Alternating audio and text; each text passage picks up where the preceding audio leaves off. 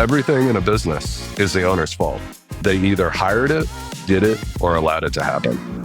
1, 2, 3, 4. Hey there. Welcome to The New Rules with Alan Pentz, where we help you navigate today's chaos with precision. Your host, Alan Pentz, has 25 years of experience working in business and government, and he knows how the old rules have fallen apart. Each episode, we'll explore how to thrive in this new landscape by mastering the new rules while everyone else is still figuring them out. Let's dive in. So today, we are going to be talking about the growth path of Corner Alliance as like sort of a metaphor analogy for how small businesses grow and the owners learn through beating their heads against the wall and chewing glass for year after year until they figure out how to do it better. That's sort of like my story. I took the pain for you, so I'm trying to help you not take as much pain as I did. Yeah, and now you're going to tell everybody what your trajectory was. Are you going to talk a little bit first? Just what is Corner Alliance, right? You started it in 2007. It's a government consulting firm. Yes, it's professional services for the federal government, which is fun right now. Yeah. And yeah, so I've owned it since end of 2007. Started it, bootstrapped it, no funding. Started it with a partner. And it was just he and I for a little while. And I had worked in the industry before. And, I grew it with him for several years. I ended up buying him out mid-2010s, mid to late 2010s, and then kept growing the firm. And now we just did about 35 million last year. So quite a bit of growth in the last few years. But the journey to get there was, I call it the 18-year overnight success. So it was a lot of grinding in those 18 years to get that growth at the end. And so we're going to talk about today. Yeah. And I think you said, I'd just like to read what you've written on your Institute website. That when you started out, you said that you had no idea how to run a business, right? It took you years of mistakes, losing money, hiring and firing all the wrong people, and untold stress to learn a better way. So you are going to save others from the same stress, misery, and glass chewing. Yes. Glass chewing. Yeah. That's awesome. Yeah. I mean, the other thing is, I also started when we started it, it's like a boring regular business. Like I worked in that industry before as an employee. And I always say nobody needed another government consulting firm. Like there were plenty of them. No one was asking for another one. So it wasn't like I had some great idea. I mean, and maybe I knew a niche in the market and that I had a client set that and I had experience there. So that obviously helps. But yeah, it wasn't like idea based. There was no funding behind it. Like I basically got a client before we started. And so I had to fund myself for 30 plus, I don't know what our collection terms were back then, probably net 30. So it's probably 60 days I had to fund myself, which, that wasn't too terrible. And yeah, just kind of stumbled into it. And I'd gotten an MBA several years before. I studied, right? Yeah, so I knew how to drink beer and I knew what NPV meant. That was about it. I think you did that before grad school, though. Yeah, I knew how to drink beer before grad school. Not NPV, though. I didn't know NPV. You got a graduate degree in net present value for those non-finance people out there. But so, yeah, I feel like that MBA did nothing for me. I mean, an MBA trains you how to be a mid-level finance official in like a Fortune 1000 company. It doesn't train you how to run a small business. And, how to run a business. Yeah. Yeah. And I didn't take too many accounting classes and stuff like that. So I didn't get all the practical skills I needed. What did you do? Drink beer and had fun. I was at UT Austin. So right. That's right. The beer drinking. Yes, beer drinking. I got to know a lot of people. So yeah. So when we started out, it was really just like me and my partner billing our time. Or my partner and I, sorry, incorrect grammar there. And we were classic employees of our company. Well, I say we're like employees of the company who happened to pay ourselves because we were basically in the business every day. We were the business. I mean, I was 95% billable if we were lucky.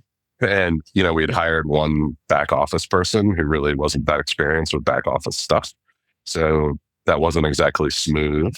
Can I interrupt you for a minute there, though, Alan? Because I want to go back to a minute. You said a couple of minutes ago, you kind of just bumbled into this, right? And you got a client, but was there one moment or experience or something that happened where you're like, no, I want to do this on my own. Like, I'm not going to work for somebody else. Did you realize that when you were still at UT Austin? What was it? Or did you literally just bumble into a client? Like, take us back to that. Yeah. So I think there were two probably things. One is I had worked for this company that grew really quickly, and I was a big part of that growth, and that was great, but it got sold and, it turned into like a regular old big company, and that was really disappointing. So I left there, went to work at another place for a little bit, and they gave me, this is back in 2007, remember, so the iPhone had just come out, and they didn't have the keyboard wouldn't, go to the landscape of it. And so I couldn't type on it. My fingers were too big. So what I wanted was a Blackberry Curve. That was like the cool phone. Oh, remember And that? I got, yeah. So that's how old we are, right? So yeah, like I went to this new place and they gave me like a hand-me-down Sprint Nextel Blackberry that looked like, I don't know, like a car phone from like 1985. And I was like, what is this? I'm like, I feel like Team B, So It was like Knight Rider. It didn't make you feel like Knight Rider. Yeah, a little bit, right? Except it didn't really talk back to me. And, so I kind of say like I started the company because I wanted to get the cell phone I wanted. And I know my wife said that you can't start a company just to get the kind of cell phone you want. And I said, oh, yes, I can. But watch me. So to this day, I never put a case on my cell phone, right? Because that's my little treat to myself. Really? Didn't know that. Yeah. Fun facts already. We're just a few minutes in. And, I say like there was some risk to doing it, but in reality, like I had a client lined up. I had relationships. The worst thing in the world was I would have had to go get a job again, which I already had. So like, what was the real risk there? I mean, a little bit, but not a ton. And the real risk comes later after you have employees and all this stuff, right? So, starting out. And then the other thing was, I had two young kids at home, more about to. I had one coming. And I had a buddy of mine who went to business school with me. And I was talking to him about it. Should I do this? Should I not? And he was like, you know what? You're never getting any cheaper. So do it now. Right. And I was like, that's a great point. With another kid out of the way. And my wife wasn't working I guess she was working part-time still then. And then, after we had the second kid in 2008, then she stopped working. So it was a little stressful there, at the beginning. But the beginning was good. I mean, because we had those connections, like we were able to take the company up to like, we don't have the figures anymore, but I think we were around 700,000 in the first year. Okay. And that was great, because we were able to kind of, and what you're really doing in a business like that is you're subsidizing the client, because for them to access me at that point, they would have had to pay some other company like double the rate, right? But we were able to cut that rate because we didn't have all the overhead and all the other stuff, right? So that's really how you kind of get an advantage when you're starting. You're essentially selling high quality services for a much lower amount. To reduce the rate. Right. And so what I say is that's that first hurdle that businesses hit. If given that you have experience in your field and you're like, you come in with relationships and an ability to like sell a little bit, you're going to get to that. Hey, I'm a really good employee for my company and I can kind of bill my time, or I can, if you're selling a product, it's a little different, but it's like, I'm able to like do hands-on stuff with customers and clients. And I'm really subsidizing the business at that point, because you can do it while you're small and you don't have infrastructure. But the first real barrier is about, I think, around 1 million, sometimes 2, because we call them black holes, right? Where people tend to get stuck. And it's because, they need to change. And this is the whole theory behind Owner Institute, because what the company needs from the owner and what the owner needs to do, like the decisions she or he needs to make, change in character as the company grows, right? And so kind of our principle is like understanding what are those inflection points so that you are prepared, right? When we built out like And those will be different for each company, each person. A little bit, but they'll be similar, right? They'll be in the same zip code, right? So it's not, some people will be a little bit above on one factor and a little bit below on another, it's not exact. Sure. But I kind of broke it out like a 9-box grid of like level of company, like by revenue, and then stage of sophistication within that level of revenue. It's like what I said is like, yeah, I could have gone and bought like an amazing ERP system and built all these processes for a $500,000 to $700,000 company and issued 2 invoices, right? That's not worth the effort. So don't spend your money on that. Now, when you're 10 and you're going to another inflection point, 10 million in revenue, and then like you have 35 invoices and everything's kind of chaotic, that's when you need that system. But you don't need it when you're below 1 million. So like part of it is the stage of company, the level of sophistication you should get to is lower in a smaller company, right? I mean, you shouldn't have the bells and whistles of a 5, 10, $25 million company. So the philosophy is really, looking at it, you get started. The first thing you've got to do is prove that you have a real business and not just a job where you happen to pay yourself. And that's about getting over about $1 million. Okay. So what I say is the first challenge almost always. Now, well, the other thing to keep in mind here is we're not talking about venture capital funded businesses. Yeah. So they get funding so they can shoot through these black holes and they can hire the person they should hire. Like if you're going by cash flow, the person you can hire at 4 or 5 million, you can maybe hire them when you're $1 million or less because you have venture capital money, right? But you can't do that in most companies. So anyway, just take them to make, yeah, put them aside. So they're taking on the black holes with a lot of money, and you don't have that necessarily when you start. So almost always, the first thing that an owner should do is get rid of everything but sales, and potentially if it's more product based, like marketing. Some owners are just really good at getting leads in, and like the closing isn't as hard. But particularly in like professional services business, sales, it's what it's all about. And so the first, I call it like when you're, I would say even below like 2 million, like if you think about an orange, like the juice is inside, right? And the juice is your sales to clients. And so you got to peel away all the bitter. The rind, the hard bitter rind. Right. So one piece of rind is like, you shouldn't be doing bookkeeping. You shouldn't be sending invoices. You shouldn't be scheduling your meetings. You shouldn't be so you got to, as you get over 500K, getting up toward $1 million, you got to start finding ways, whether it's virtual assistants or others, to peel off some of those bitter rind pieces, right? And then the ultimate really is, even before you do anything else, is to try to reduce your level of customer delivery or customer interaction that isn't selling, right?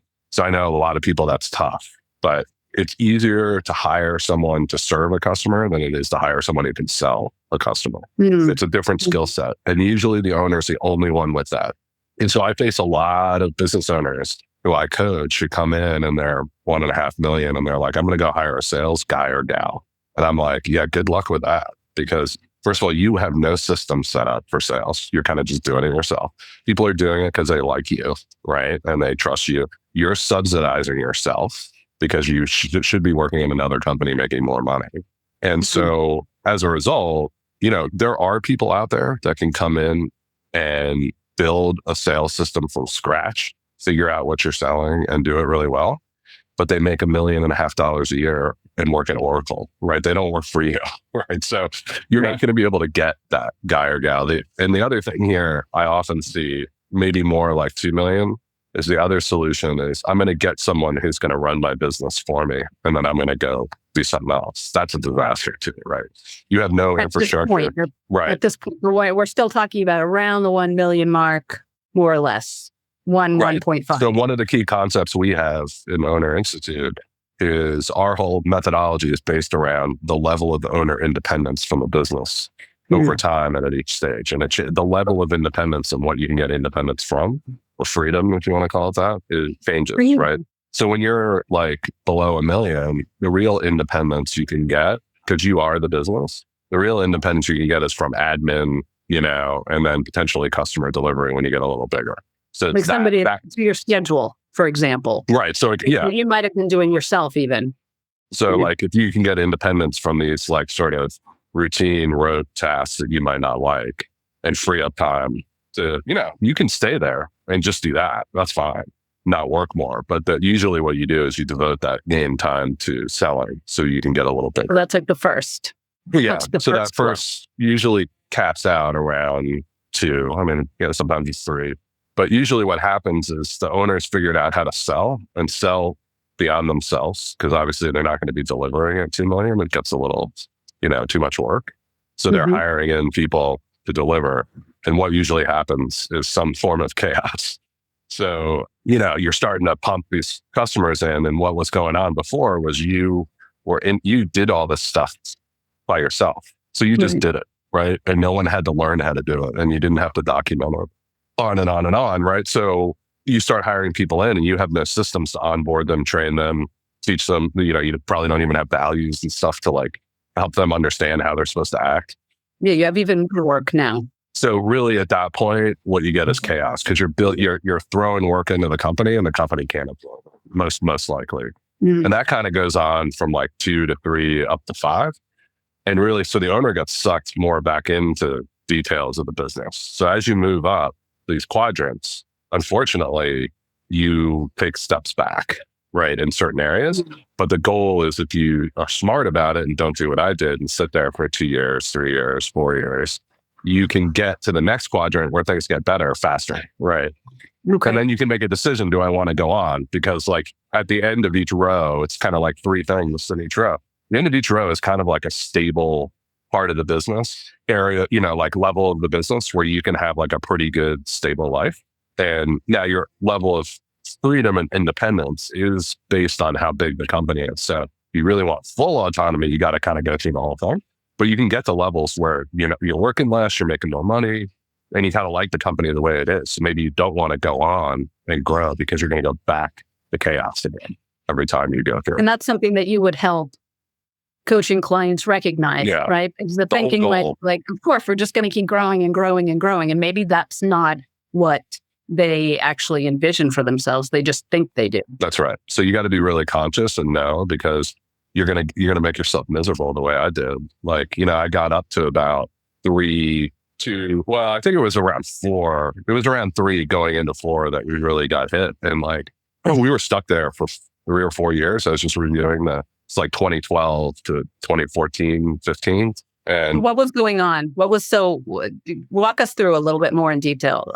In terms of why were you so miserable? Were you stuck in that doing more, you needed more, but you're doing it yourself. You didn't have the systems in place. Like what was the misery?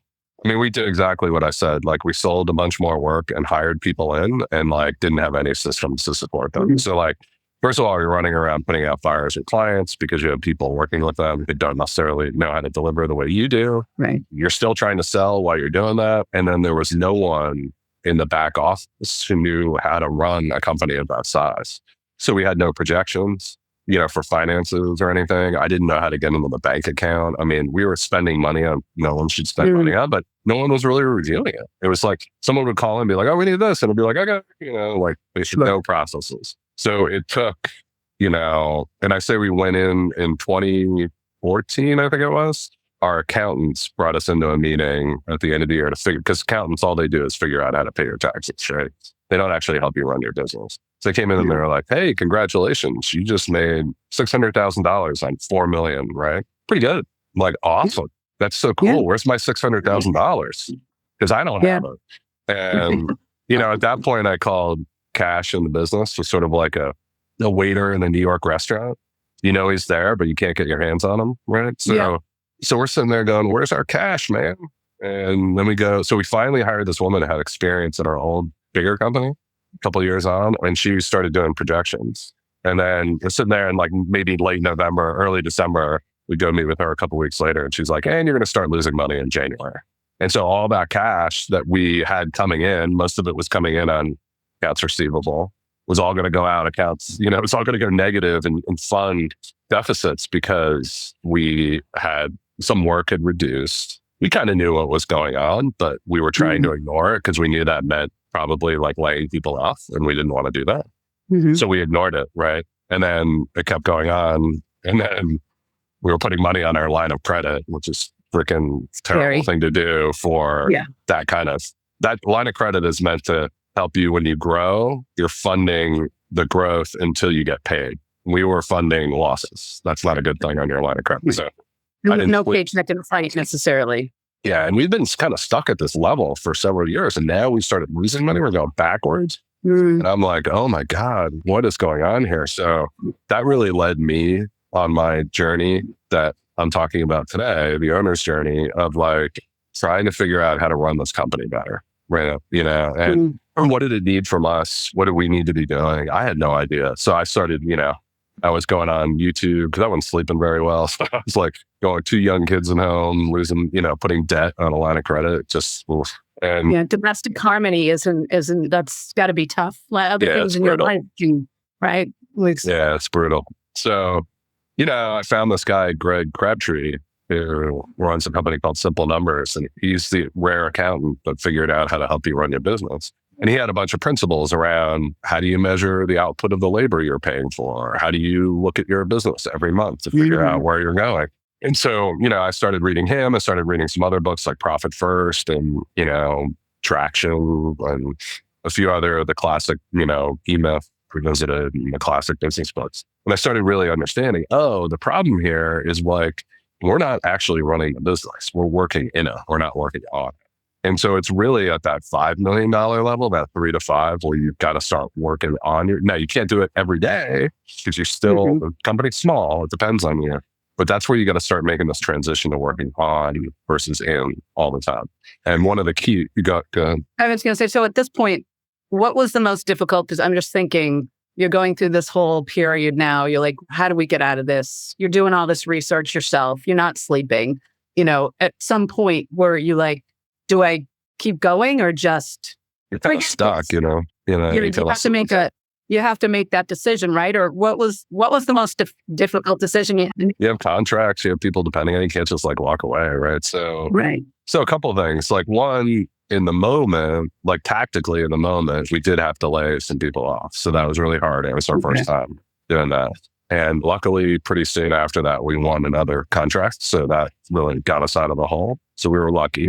But in the, 30,000 foot, what I really learned is we needed, one, to get some better vendors in. So this is one of the things people don't really talk about. It's like when you're 1 million, your lawyer, your accountant, your other people might be like sort of work with business, but might be like personal kind of people too. And then when you're getting up to 3 to 4, you need to get people who actually work with people like you and are better. Like finding Greg Crabtree to help us look at our finances was like a total revelation, right? And so it's like bringing in new people like that. And then I say the key decision in that place, in that $3 to $5 million range, is hiring the right person who can help you run the company in areas where you are weaker. And again, it's about getting back to more owner independence. At this stage, you probably want to get out of all back office kind of stuff and potentially all customer delivery stuff. Because as that chaos, you kind of did that a little bit at one, got a little bit more out of it. You had some like admin type help. But then as the chaos grows, you get sucked back more in because things start breaking and you got to go fix it, right? So at this stage, you got to go get somebody who can actually operate independently from you, right? For some period of time. And they can like invoice and do projections and maybe, do all these different things that you're not focused on because you're out there with the clients. And that was a more expensive hire. So that was that woman from our own company, right? And often what happens is people, either they try to hire a cheap resource at that stage, because that worked at 1 million. Why wouldn't it work at 3 to 4? Or they just hire the wrong person. They just don't have that much experience hiring, or you just get unlucky, right? So a lot of times people will, and it's a big hit, right? It's a hit on profitability hiring this person. And you'll see companies start, they're growing, they hire that person, they go back down because they hired the wrong person. And one of the keys in that quadrant is the owner's got to learn to become ruthless. And this is a really hard thing. Most owners don't grow past this point because of this problem. To become voiceless? Is that what you said? No, to become ruthless.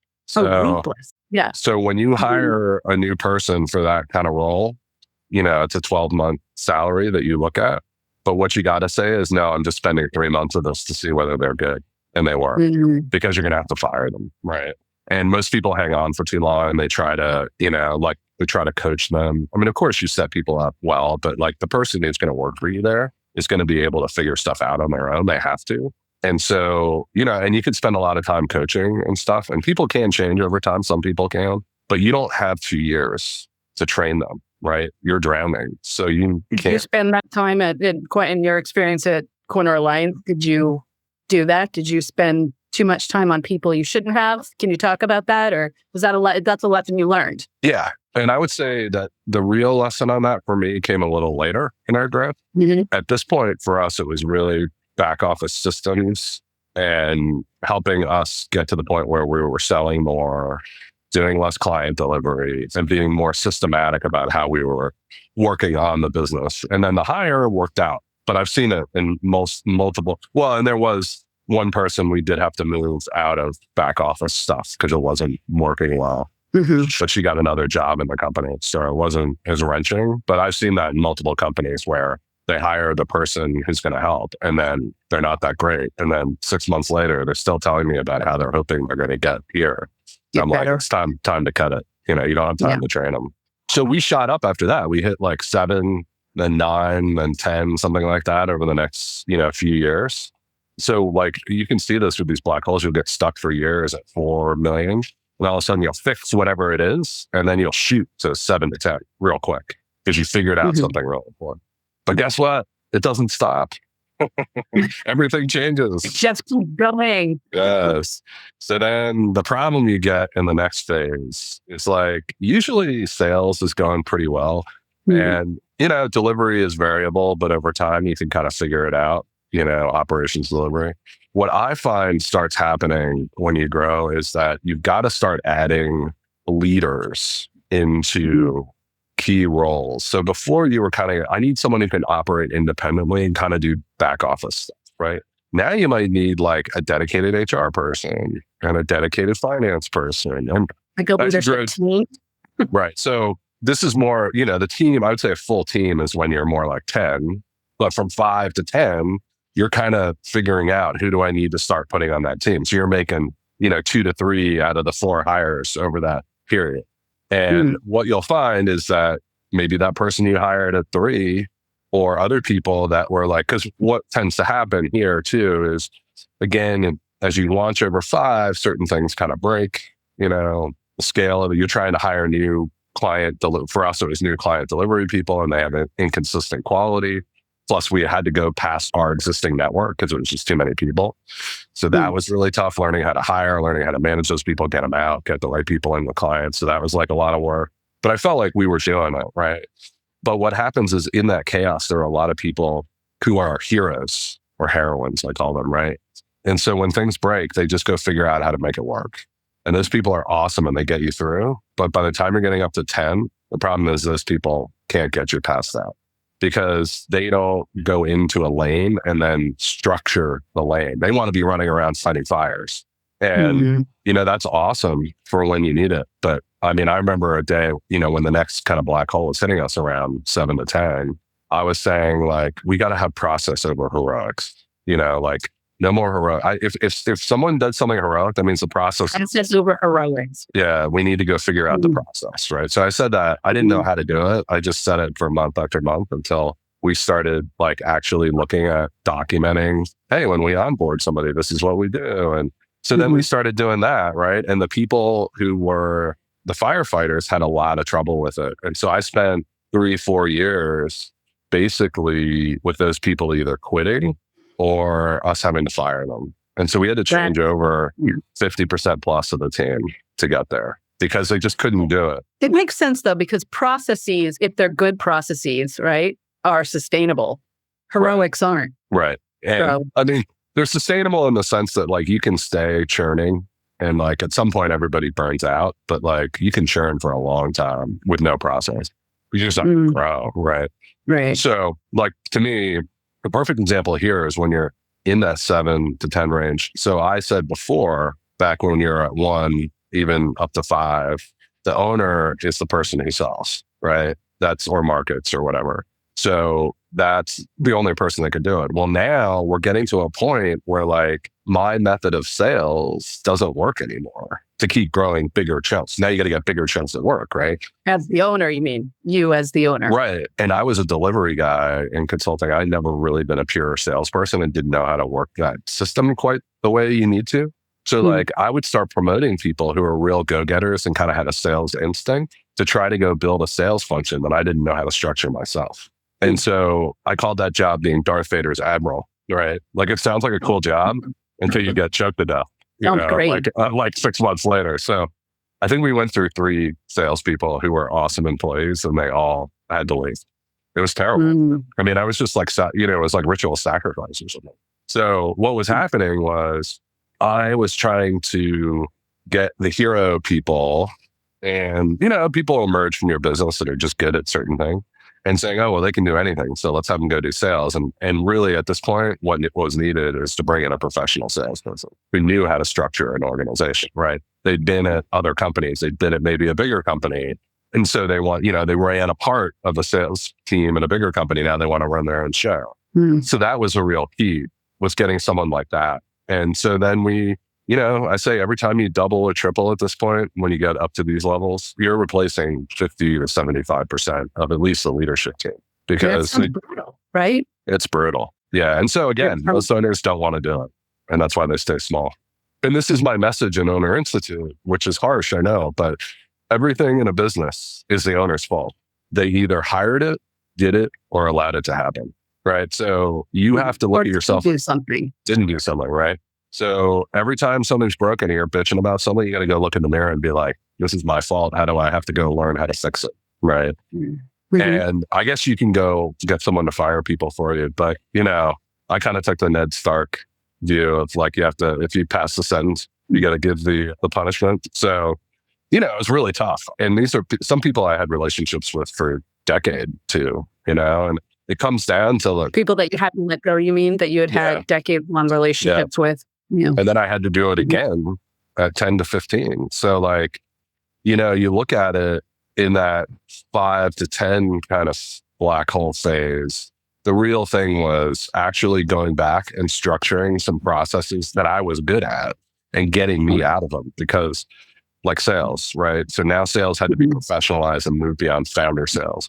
Then we hit like 10 to 15. We got that and we started shooting up, right?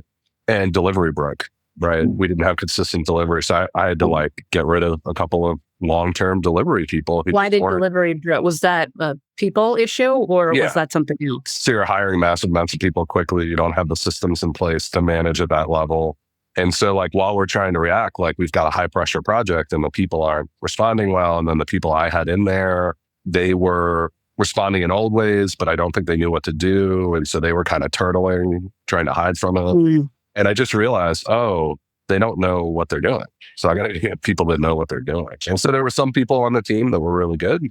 We moved them into new spots, but basically we had to rehire. I mean, we promoted some within and then rehired people and changed over again, 50% of the leadership team. And that really set us up. And this was around the 10 to 15 million mark? Yeah. And shooting past that.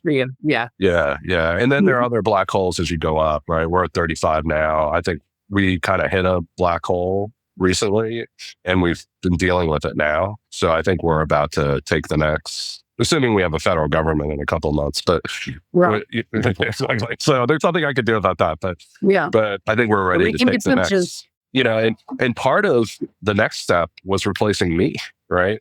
So talk about that a little bit more, where are you now? Yeah, well, I realized the business. So I stepped down as CEO in January 1st of 2025. I'd been kind of setting that up. I had promoted a woman to be president last March or April, something like that. Mm-hmm. So, she'd been operating. And this is what I say, again, going back to the owner freedom thing, when we got to that 5 to 10, there's a really good spot there where you're making good money. You're still really running the business, but you got it stabilized. But it's when I grew to that 10 to 15, chaos started again. And I got that to a point and I was I got that team readjusted. And it was really, at that point, it's all about cultivating your leadership team. That's all it's about. And then their job, and one thing I noticed on this, some people had to leave because they were good at their job, but they weren't good at building a team under them. Mm-hmm. And I just didn't have time to wait 5 years for them to figure out how to be better managers and leaders of their team. So that became a critical factor. We had to move some people out because they couldn't do that. So finally we got that stabilized and I realized look, I'm an entrepreneur. I have all these ideas, right? I wanted to do this Owner Institute thing, right? I had this vision on it and I got a couple other things and I get into AI is going to do this and this is going to do that. We got to try this. We got to try that. This marketing technique, that thing. And I just realized at that level of a company, you're not rowing a dinghy anymore. Maybe we're not a battleship yet, but we're somewhere in between those two. And you can't just be taking the wheel and going like this all the time. Right. And so the more that it became about, long-term strategy, execution on a set out strategy, the less good I was at doing it. I'm great, so I'm still involved in strategic vision, looking at the market, where is it going? what should be the ultimate, exit path for the company over time? What kind of areas should we be focusing on? I still engage with the team on those, but then I get out because I'm going to go take them down some wild goose chase on something that isn't very important for the company to do. Did you know that pretty quickly about yourself when you got to this point? No, I mean, after 15 years of doing it, I realized, and then I could start seeing the damage because everything's bigger, right? And so it wasn't like a one-on-one thing where I had with a person would be like, oh, let's try this. And then it didn't work. And then I was like, all right, kill that. It would be something that I would get started and then it would like persist in the company for a long time and waste resources and time. And after a while, you're just like, oh my God, what am I doing? Like I'm not in personal contact with it every day. So you're making all these plates spin and they keep spinning after you leave. And then you didn't shut them down. And so now the company is drifting, right? So that at that point, somewhere in there around 15, I brought in Entrepreneurial Operating System, EOS, which I should have done earlier, but that's from that book Traction. So we implemented that and we changed over the team. And now I think, we're set up here if we get through our latest set of changes to really grow to the next level. And then it's another decision point. Like the current CEO has got to say, do I want to run a $75 million company, right? Am I ready to do that? Are all the people on the team ready to do that? Am I ready to own that? I don't know. So like at each phase, you're going to hit this wall and you got to think, everyone's got to think through what's going on, right? And so now I set things up where it's like, hey, like most likely where the company's going, we're going to take it in 3 to 5 year chunks. We're not really going to look past that because the company could be a completely different company. And as I say, like companies grow faster than people, right? So people can grow, they can change, but it's slow, right? Companies can take on a lot of work and grow real fast and go just shoot by the people that are running it. Yeah. Yep. And then for me, it was really a thought of like, hey, do I really want to get good at, say it's M&A? There's parts of that I like and I'll be involved in it, but like integrating an acquisition and being in a suit every day at some office and like talking to investment bankers all the time and like, I've got better things to do in my life. So no offense to anybody who's into that, but you can come work for me, right? Right. But I just realized like, not only do I not want to do it, I also don't really have the patience and skill set for it. So yeah. So I say even the owner has a point where they need to reflect, get out. But the problem is you're not able to hire the guy or gal to run your business until I don't know. So I think you can get these various levels of freedom, right? In the 5 to 10 million range, I think there's a real sweet spot around 5. And that's where you can be making good money. You're still running the business, but you're starting to work on it some as well as and you can kind of get a decent schedule at that point. Someone could be working 40 hours a week and not going crazy and making good money, right? But then if you take on the growth, you go up to 10 and you go back into the 60-hour weeks, or whatever it is. And then you kind of stabilize. And there's a good spot there too, 10 to 15. I found that harder to stay in a little bit. I don't know why. I don't know if it was just my personal experience, but at that point, the level of opportunities we're looking at started going up. So it just felt like the growth is pushing on you. And losing clients like takes big chunks out of the business. So you've got to always be after your stuff. So I felt like there was a lot more pressure. 5 was more comfortable for lifestyle. 10 to 15 was less so. Then when you get over that, there's a place where now you can, and at 10 to 15, I do think you could start looking at being out of the business. If you can stabilize it, maybe half time or something. Okay. If you build that really strong team on the ish. But you're still going to have to be there because of that pressure on the business. And then I thought it was after we hit, it's hard to say because we went up really fast in a couple of years, but like in that 15 to 25 range is where I felt really comfortable putting in a full leadership team. And now my goal over the next couple of years is just governance, like building the oversight board. And then so you're in the process of building a board now. Right. And I'm in the process of like, can the team, evaluating it now, can the team replace members of the team when they need to, or do they need me to come back in? And I feel like they can now. So that makes it more sustainable, but you need that board and I need that function. And so I'm going to build that over a couple of years, and then, along the way, my goal is to teach owners like your business is your main asset, right? But you also should be building wealth on the side. So there's ways now there are certain businesses that are total rocket ships. They're just like in a space that's growing so fast. Like if you're an AI LLM company, you're going to put every dollar you got into growth, right? Of course. Yeah. But if you're like a accounting firm, you can you start doing this third thing where it's like a third goes to taxes, a third stays in the company to fund growth, and a third goes home to the owner, right? So I really feel strongly that as you're building that independence, you got to build the wealth. And then you don't have to sell, right? You can keep your company and it's producing cash for you. But it's not like a lot of owners grow their companies and they get bigger and they never can get any cash out of it because they keep making mistakes and they keep growing too fast and they blah, blah, blah. There's 1,000 reasons. And so they have to sell their company to get some money out of it. So if they don't get money out of it. Right. Which sounds crazy. I think it's probably the average company, right? So part of my methodology is teaching owners, hey, you're at this stage.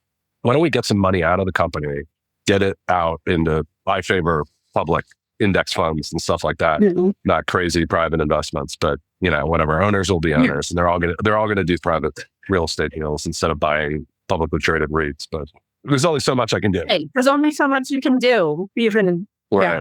So just get the money out of the company, and not everything. You got to keep money in for growth. But like you can toggle the switch, right? You can take a little money out for a year. You're going to be at 5 million, kind of sitting there, and then toggle back, keep all the money in, hire some people, and grow, right? So like, if you're really conscious about it, you can figure out ways to turn things up or down, turn the dial up or down, instead of just like randomly doing stuff the way I did for a long time and most owners do. And then, they just create. This is what Owner Institute is going to be about. That's right. Help you be intentional about walking through these steps. Right. And taking, staying where you are for a while or forever if you want to, but just make a conscious choice, right? Don't sit there 3 years into it going, why aren't I growing? That's what I was sitting there doing, 4 million. I'm like, what am I doing wrong? Like, is it me? What did you imagine in the beginning, Alan? When you 2007, you started, did you think, how many years ago was that? 20, that's 18, so 18, some quick math, right? Yeah. Did you have any, obviously you said you didn't know what you were doing at the time, but did you have any, were you thinking ahead, 20 years from now, this is what I think this is going to be? No, I Do mean, you think that? There were companies in our space that grew really quickly and like exited and stuff. And so you'd be like, oh, I want to do that. So we weren't doing anything that would have resulted in that. Well, that's another thing that I realized along the way. And this depends on industry a bit, but I always wanted to do things in a different way. I always wanted to figure out some trick that would like make getting clients easier or doing this, or like a new service that would be like super innovative. And I think some of that could have worked, but I didn't have the discipline to do it. But over time, I just realized this industry works in a certain way and just go figure out how it works, right? And go do it. Now, there are tweaks to it that you do, that you individualize. And like right now, we have a big push into AI services, right? But we learned the government contracting game. And that was a real insight for me. It was like, stop trying to reinvent the whole system. If I want to go to Andreessen Horowitz. What it is. Yeah, if I want to go raise money and come up with some way and I have a 1 in 1,000 shot of succeeding, that's how you change the business, right? But like running a company that does work this way, you just got to learn some of the rules of the road, right? And that's another thing I think particularly is like know what your goal is. Like if you're trying to disrupt an industry, you have to have a disruptive solution. You have to go through the whole product market fit thing. You've got to go get funding. You're on a different path than like a professional services company working in the industry, right? It's two totally different things, So, well, that was good. Yeah. I mean, Owner Institute is you're basically going to be guiding people on how to work themselves out of their business as much or as little as they want to, which is, I think it's innovative. Yeah. So we started up just a couple of weeks ago, really. So we got the website up at ownerinstitute.com. Go check it out. There'll be a newsletter starting very shortly.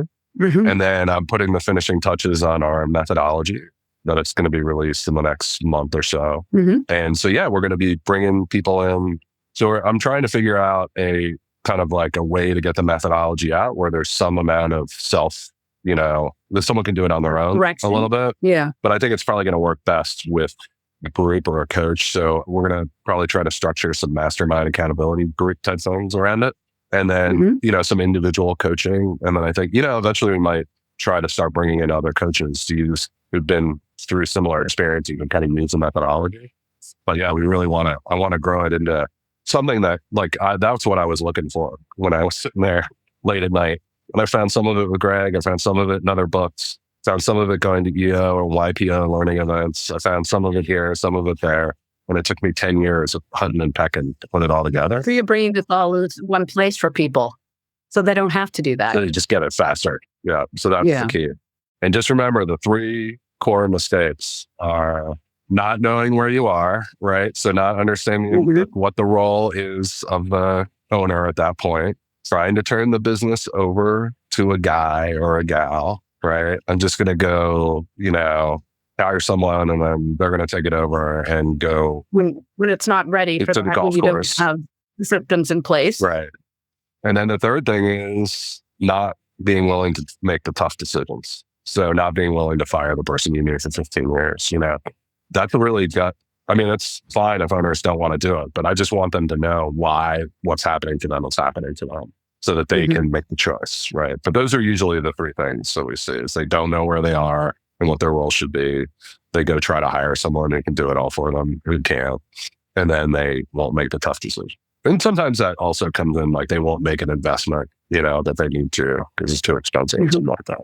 And I say investments often don't work out, and that's why you make the big bucks because you take risks. And that's what I said, like earlier on, I didn't take a lot of risks, but later on when I'm putting huge money into things, like that felt like risks. And so a lot of them didn't work out. And that's the way business works. You go and do it again, figure it out. Right. So then you better check it out. You have a lot to learn. Check it out. Yeah, email me. Stay tuned. Alan, ALN at owner-institute.com. And we'll be doing more podcasts with other owners and me talking about this process. And hopefully it's helpful to people. I think it will be. Awesome. Thanks, Tanya. Take care. You've been listening to The New Rules with Alan Pentz.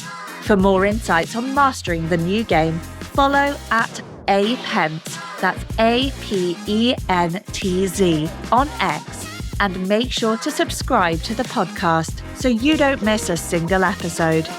Thanks for tuning in, and remember, in today's world, you don't follow the rules, you write them.